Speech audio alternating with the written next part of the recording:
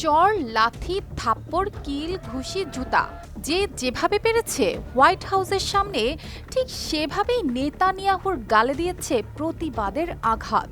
হ্যাঁ, এমন দৃশ্যই দেখা গেছে ওয়াশিংটনের সবচেয়ে নিরাপদ গেটের সামনে, যেখানে সারা রাত জুড়ে শত শত মানুষ জড়ো হয়েছিল কেবল একটাই বার্তা নিয়ে: গণহত্যার দায়ে দোষী নেতানিয়াহু।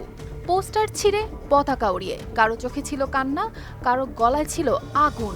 কেউ নেতানিয়াহুর ছবিতে ছুঁড়েছে জুতা, কেউ লাথি মেরে ব্যানার মুচড়ে দিয়েছে, আর চিৎকার করে গর্জে উঠেছে গাজা স্বাধীনতার পক্ষে। পুলিশের কড়া পাহারাও যেন বাঁধ মানেনি তাদের এমন প্রতিবাদ। সব মশার বিরুদ্ধে সুরক্ষা দিতে এলো বসুন্ধরা এক্সট্রিম অ্যারোসল, মশার বিরুদ্ধে এক্সট্রিম সুরক্ষা।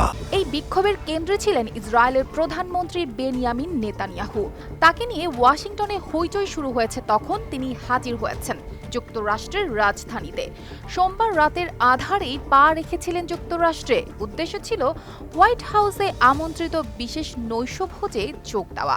ট্রাম্পের সঙ্গে ব্যক্তিগত এই ডিনারে নেতানিয়াহু সরাসরি বলেছেন, ট্রাম্পের গাজা পুনর্গঠনের দর্শন একদম অনন্য।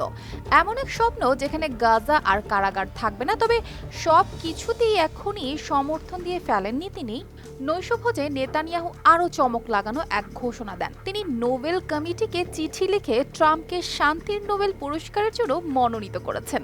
যুক্তি, ট্রাম্প নাকি একের পর এক দেশ ও অঞ্চলে শান্তির সেতুবন্ধন গড়ে তুলছেন। নেতানিয়াহু বলেন, ট্রাম্প ঠিক এখনই শান্তি গড়ার পথে রয়েছেন নতুন নতুন অঞ্চলে। তবে এসব বড় বড় কথা আর ক্ষমতার রাজনীতির আড়ালেও থেমে থাকেনি যুদ্ধবিরতির আলোচনা।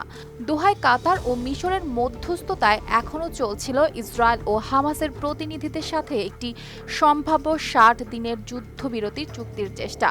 শেষ পর্যন্ত হিসেবটা পরিষ্কার, চোরে চোরে মাসুতো ভাই।